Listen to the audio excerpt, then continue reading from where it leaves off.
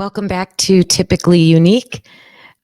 On this episode, I'm reading the vague and undisclosed expert testimony from the notice of filing affidavit in support of defendant's motion in limine number 2. This is continuing on with Cy Ray's testimony. Comes now, Brian C. Koberger, by and through his attorneys of record, and hereby files the accompanying affidavit of Cy Ray in support of their motion in limine number 2 regarding vague and undisclosed expert testimony filed with the court on February 24th, 2025, and their reply to the state's response to defendant's motion in limine number 2 regarding vague and undisclosed expert testimony filed with the court on March 24th, 2025. This affidavit is filed pursuant to the court's March 18th, 2025 order denying witness testimony at the April 9th, 2025 hearing, subject to the court hearing remote testimony. So he had to submit what he wants to say in writing. So this is more of his information. So he's over 18. And then instead of repeating all of his qualifications that we read in the last episode, it just says refer to that. In preparing this affidavit, I have reviewed the motion in limine number 2, vague and undisclosed expert testimony filed by the defendant on February 24th, 2025. I have reviewed all of the state's responses in reference to this motion, as well as S.A. Balance's draft report and final report. I am addressing the matter of FBI Special Agent Nicholas Balance's anticipated testimony in this affidavit and what has not been disclosed. I have reviewed the initial reports, final report, first discourse, second disclosures, and now the third disclosure. Despite this progression of disclosure, S.A. Balance's opinions on the relevant issues at hand still have not been disclosed. I have reviewed disclosures in reference to S.A. Balance's interpretations and opinions relating to AT&T call detail records. They are vague and at times contradictory. At this time, I am unable to identify his methodologies and/or resulting opinions on most of his work, preventing me from any real analysis to determine the basis of his opinions. The disclosures in reference to the facts and data relied on by S.A. Balances to form his opinions regarding AT&T cell detail records are conflicting and void of substance. His work does not contain his methodology other than a paragraph. He does not mention AT&T handoff data, drive test mapping, or any other critical methodology required in this analysis. The report does not provide explanation why S.A. Balance may or may not rely on AT&T data, preventing me from any real analysis of his opinion. I regularly work as a subject matter expert, and it is standard in my field for experts' opinions to be well documented and based on accepted best practice or methodology. The facts and data relied upon to reach an opinion are known and disclosed. S.A. Balance's work is a departure from the field standard. He has not disclosed his methodology and analysis for his opinions. A, this is partially due to contradictory methodologies that have been disclosed. B, this is partially due to vague work product absent of any real substance as to facts and data. C, this is partially due to changes that evolved through iterations of work product without explanation and documented by facts and data as a basis. I did note that S.A. Balance has a dual role in this case. He is an expert witness for the state, and using these same skills, he was involved in the actual investigation from the onset. He was co-located with investigators throughout the investigation. His opinions and interpretations were relied on by investigators and prosecutors. These interpretations and opinions found their way into every probable cause statement supporting search warrants against the defendant. He is referenced in nearly every search warrant issued. His opinions and interpretations were an integral piece of building probable cause against the defendant. Unfortunately, most of his opinions and interpretations provided to investigators and prosecutors are not supported by the evidence in this case. It is this very reason I was awaiting S.A. Balance's report detailing the facts, data, methodology, and analysis relied on to make such egregious errors. I expected to see work that explained the conclusions, as well as properly addressing omitted analysis and errors in the work. The omitted work in this case is exculpatory to Mr. Koberger. The intentional omission of exculpatory evidence. SA Balance did not include analysis of AT&T handoff data provided by AT&T for the defendant's mobile device on November 13th, 2022 between the hours of 2:30 a.m. and 3 o'clock a.m. I wonder if those would be towers going towards the park. 11. The handoff data in the defendant's AT&T records during this time is exculpatory to the defendant. And the handoff data is when the phone stops connecting with one tower and then starts connecting with another tower. SA Balance did not include an analysis of AT&T data regarding 23 time periods in his report that he appears to be suggesting the defendant was at or very near the crime scene. This opinion appears to be based off cell tower connections, primarily handoff connections in the defendant's AT&T records. It is difficult to determine the process or methodology SA Balance relied on to suggest this connection for several reasons, because the AT&T records do not support the statement. There is no report or analysis detailing the defendant's movements between June of 2022 and December of 2022, which would be needed, of course, to surmise the defendant's phone was at or near the crime scene 23 times prior to the homicides. There is no mapping showing the network connections relied upon. There are no drive test coverage maps of the other than one cell site. A recent disclosure about what SA Balance may testify to reads, handoffs are mapped on a case-by-case basis, which is determined by the needs of the investigation. From my experience as a subject matter expert in this field, this claim is outside of any established best practice or reliable methodology of analysis.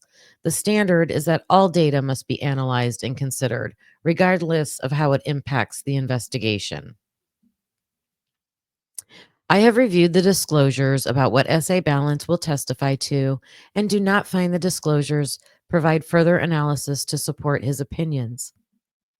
The first cell site recorded in this session is the only cell site that is chosen based on measurements made by the cell phone representing the best signal from these measurements and ranking of surrounding cell sites. So that's a quote probably taken from one of Balance's documents.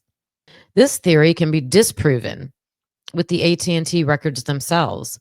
This response does not explain why he would use handoff data at certain times while ignoring it at other times. The coverage maps are created. This is another quote. The coverage maps are created using the actual measurements taken by the GAR and interpolation using the natural neighbor algorithm. In other words, it's looking at known values at known locations to determine the expected value at a location where a measurement could have been taken. The natural neighbor algorithm was first published by Robin Simpson in 1981, and it is widely accepted in both academia and as an industry standard in determining the coverage of a particular cell site within a broader cellular network. This statement falls well short of any real disclosure of how the GAR product estimates cell site coverage areas. I have been in direct contact with Gladiator Forensics, And this statement contradicts what Gladiator Forensics communicated to me about their own products. Oh, so Cyray just fact checked that. A recent disclosure states page 13 depicts cellular phone usage by the 8458 phone on November 13th, 2022. That's Brian Koberger's phone number, the digits. And Balance is expected to testify that when the 8458 phone interacted with the AT&T network at 2:47 and 29 seconds a.m., the phone was not at the Brian Koberger residence, marked BK on the map. Rather, it was southeast of the Brian Koberger residence as depicted by the drive test data. Balance is also expected to testify that he analyzed additional handoff data that occurred during this data session and that the 8458 phone stopped communicating with the network at 2:54 and 45 seconds. This disclosure does not provide an analysis or opinion as to what SA Balance found when he analyzed the additional handoff data that occurred during this data session. This is the very data I previously testified about having been omitted from SA Balance's work product and opinions. All right, I got to read this again to understand it. This disclosure does not provide an analysis or opinion as to what SA Balance found when he analyzed the additional handoff data that occurred during this data session. This is the very data I previously testified about having been omitted from SA Balance's work product and opinions. Okay. So he's not including that. SA Balance conducted a significant amount of drive test data, has not provided that data to support his work. Drive test data is collected when an investigator takes radio frequency survey equipment out into the field and collects signal measurement of the cellular network by driving specific grid patterns through an area. It is possible to capture enough data to reliably estimate a cell site's coverage area. In this case, SA Balance and SA Kennedy spent several days conducting drive tests in and around Pullman and Moscow. In all, they collected well over 500,000 data points, enough data points to effectively map the coverage areas of all relevant cell sites related to this case, that being roughly 24 cell sectors. And that's good. SA Balance has only produced coverage mapping for 4 sectors. Not good. SA Balance has collected the required data and does have access to the required software to map all of the sectors he analyzed in his drive test efforts. The conversion of raw data to a coverage image is relatively non-existent when compared to the effort required to collect the raw data.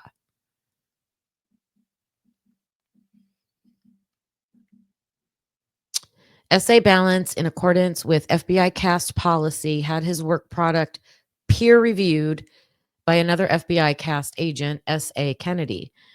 There are official reports stating that S.A. Kennedy did peer review SA Balance's work product and signed off as it being complete and accurate. And I've heard others question this, like, you can't, I wouldn't think you would be able to peer review your own work. So then can your partner who's with you doing it peer review your work if they're there with you doing it at the time? I would think, eh, when it comes to science experiments and things like that, you need an outside person to peer review it and make sure that this could be replicated by someone else in the future. To me, that's what that says. I created the first subject matter expert certification course in the United States in this field for state and local law enforcement. So he knows what he's talking about. I have taught this course for over a decade, certifying over 100 subject matter experts in this field. Part of that course includes the peer review process. The standards in the field dictate that data must support a peer review. The standards in the field dictate that data must support a peer review. I'm not sure what that means. I have personally completed well over 50 peer reviews myself. The state has, I guess the data must support a peer review, like you're just going over the data and making sure that it is what it is, I guess. I don't know. I don't know if you went out and drive tested all the area they said that he did and then you only did 4 of them. Maybe that's not a case to like approve it. He says, I have personally completed well over 50 peer reviews myself. The state has not disclosed the required data to support a peer review of essay balances work. Or it could mean that the person doing the peer review has to show the data, like show your work of how you're peer reviewing it. Like, do you have to recreate it? Do you have to go back through over it and do it the same thing? Something like that. Okay, so Cyray's coming in with, his experience and knowledge of all of this and just calling out what he knows exists and how things should be done. And this is going to be presented at that April 9th hearing, and we will see what happens. Okay, I hope you'll join me back for the next document. See you then. Bye.